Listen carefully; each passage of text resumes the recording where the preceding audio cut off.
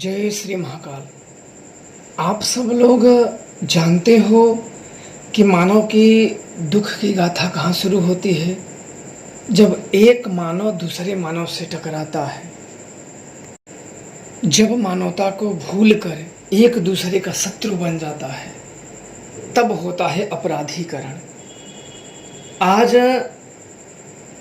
बहुत सारे लोगों ने शत्रु बाधा से दुखी हैं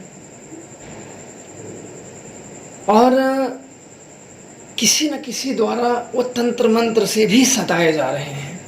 कोई तंत्र प्रयोग कर दे रहा है, कोई मंत्र प्रयोग कर दे रहा है, कोई भूत भेज दे रहा है, कोई देवता भेज दे रहा है और सदैव कमजोर ही मारा जा रहा है बेचारा। जिसके पास, जिसने गलत किया है और उसके पास पैसा है, गलत करने के बाद भी वो सुखी है। और ये जो महाराज हैं, जो तांत्रिक हैं, जो तंत्र मंत्र के जानकार हैं, यह भी पैसे के कारण उन्हीं को सपेट करते हैं जिन्होंने पैसा दिया। और दुखी व्यक्ति असहाय होके बिना किसी कारणवश वो मारा जाता है। और मारा इसलिए जाता है कि उसने बोलने की हिम्मत की है, और ये सही नहीं है। आप लोग सदैव मुझे कमजोरों के साथ ही पाएंगे। कई लोगों ने जब मुझे यह कहा कि मैं शत्रु से बड़ा दुखी हूँ, सदैव मृत्यु पता नहीं कब हमें मार दे, तंत्र कराता है, मंत्र कराते हैं, कई ऐसी क्रियाएं कराते रहते हैं। नियम तो यही है, जो जितना बड़ा अपराध करता है उतना ही बड़ा दंड पाता है। इसलिए बुद्धिमान व्यक्ति तो केवल वही है जो कोई भी कार्य करने से पहले एक बार नहीं 100 बार विचार कर ले कि उस कार्य का परिणाम क्या होगा। कई जानकार अहंकार के वशीभूत आके वह यह सोचते हैं कि हमारा तो कोई कुछ कर ही नहीं सकता है, मैं जिसका चाहूं कर दूं, हमारा कोई कुछ नहीं कर सकता है। मानव की यही सबसे बड़ी दुर्बलता है। गुरुजनों का, संत जनों का, महात्मा जनों का वो सेवा करके जो शक्तियां उनकी कृपा का दान होता है और उनकी कृपा से उस शक्तियों का आशीर्वाद मिलता है, कभी कभी वह अपने वरदान का ऐसा दुरुपयोग करता है कि वरदान देने वाला अपनी देन पे पछताने लगता है। और कभी कभी तो मानो इतना दुर्बल, इतना अहंकार के वशीभूत हो जाता है कि कुछ और सुनने का और कुछ और जानने का प्रयास ही नहीं करता। मानव की दुर्बलता ये है कि शक्ति पाते ही वो ये सिद्ध करने पे उतर आता है कि जो शक्ति उसके पास है वो किसी और के पास नहीं है, और इसे सिद्ध करने में वो उसी प्रकार अहंकार के जाल में फंस जाता है जिस प्रकार एक पंछी बहेलिए के जाल में फंस जाता है। और फिर जिस प्रकार सबका अंत होता है उसी प्रकार उसका भी अंत हो जाता है। यह मैं इसलिए आपको बता रहा हूं कि आज मैं इन सारे लोगों को दंड देने का विधान बताऊंगा। जानकार कोई भी हो, कितना भी बड़ा जानकार हो, मैं आपको बता दूं कि सारे जानकार शमशान में ध्वस्त हो जाते हैं। अघोरियों की उच्चतम शक्ति है शमशान काली, और अगर शमशान काली का जिस पे प्रयोग कर दिया जाए तो इस शक्ति को प्रयोग करता ही चाहे तो उसे लौटा सकता है, अन्यथा अन्य कोई नहीं लौटा सकता। प्रयोग करता ही चाहे तो लौटा सकता है, अन्यथा इस शक्ति को धरती पे कोई ऐसा नहीं कि इस शक्ति को लौटा दे। बस प्रयोग करने वाला चाहिए, इसके पूरे विधान से प्रयोग कर दो। अब सुनो ध्यानपूर्वक विधान को। सर्वप्रथम जो कोई भी तांत्रिक हो, जितना भी बड़ा हो, कोई हो, मैं जो प्रयोग बता रहा हूं इसका गलत इस्तेमाल बिल्कुल मत करना और अपने फायदे के लिए मत करना।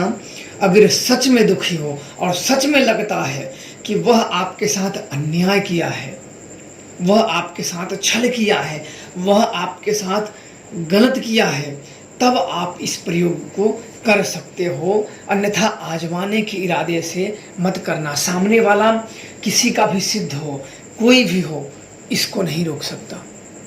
अब ध्यान पूर्वक विधि का श्रवण करो आप सब, क्योंकि आप लोग मुझसे कई समय से जुड़े हो और ऐसा तो हो ही नहीं सकता कि जुड़ने के बाद भी आपके शत्रु प्रबल हो। कोई भी जानकार हो, उसको नष्ट होना है तो होना है, कोई उसको बचा नहीं सकता।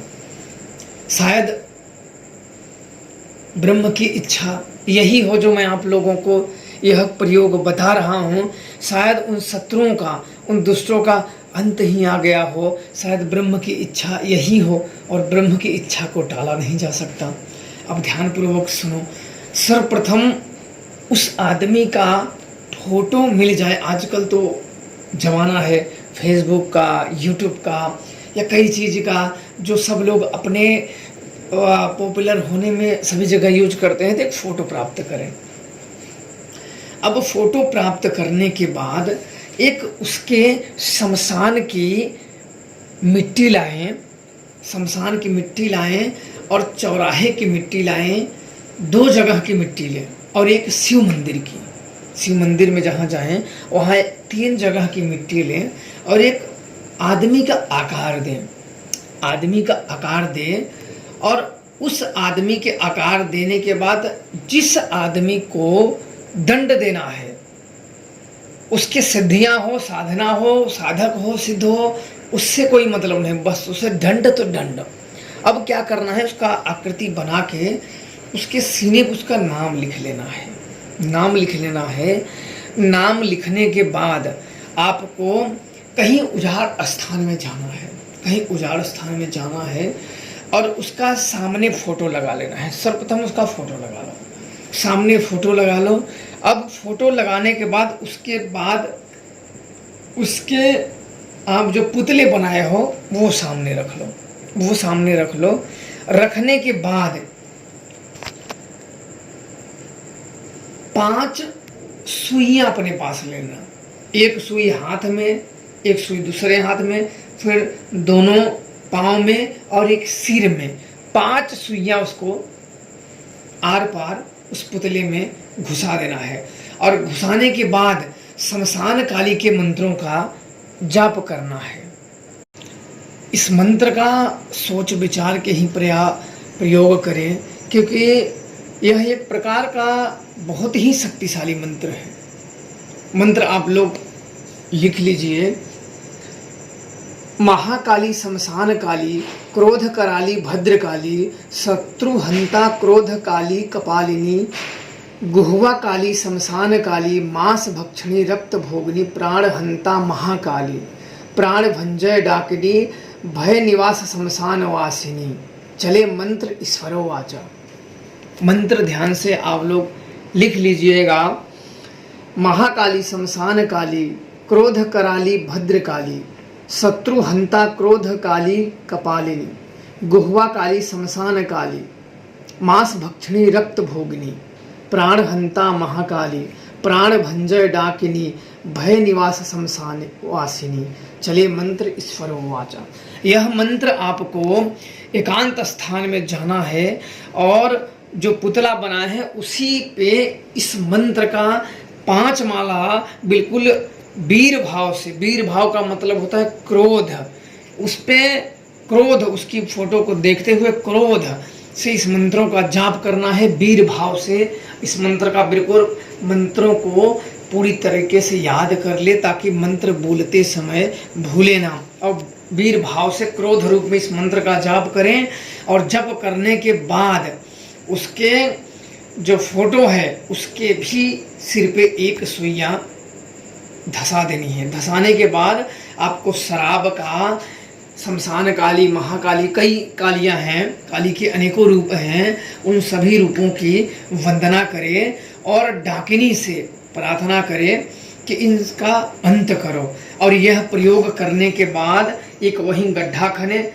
मंत्र जपते हुए गड्ढा खने, गड्ढा खनने के बाद लात से अपने पैरों से मिट्टी को उसमें डालें और पैरों से मारें और इसी मंत्र का जाप करें। और उसी समय पे उसकी जितनी भी सिद्धियां रहेंगी, जितनी भी उसने साधनाएं की हैं, जितने भी देवी अदेवी भूत या प्रेत पिशाच कुछ भी कृपा होगी, तुरंत किलित हो जाएंगे और उसका साथ छोड़ के भाग जाएंगे। और प्रतिदिन आपको जाना है और आपको माला पे या किसी गिनती द्वारा 108 बार मंत्र पढ़ना है, और जहां उसकी फोटो और पुतला दबाए हो उसी मिट्टी पे 108 बार पैरों से मारना है। और ऐसा आपको 11 दिन करना है। 11 दिन के बाद वो भयंकर पीड़ा से इस दुनिया से योग बनने लगेगा, इस दुनिया से विदा होने का। वो चाह कर भी कुछ नहीं कर पाएगा। इतनी भयानक उसको सजा मिलेगी कि जिंदगी में शायद वो आखिरी होगा, वो सोचेगा कि हमने जो बुरा कर्म किए हैं उसका शायद यही अंजाम है। इसलिए आप लोग, यह अघोर क्रिया है, इसलिए बड़े सोच विचार के करें, अन्यथा ना करें। आपको जरूरी हो तभी करें। मंत्र आप लोग फिर एक बार सुन लीजिए। महाकाली, शमशान काली, क्रोध कराली, भद्रकाली, शत्रुहंता, क्रोध काली कपालिनी, गुहवा काली, शमशान काली, मांस भक्षिणी, रक्त भोगिनी, प्राण हंता महाकाली, प्राण भंजय डाकिनी, भय निवास शमशान वासिनी। चले मंत्र ईश्वर वाचा।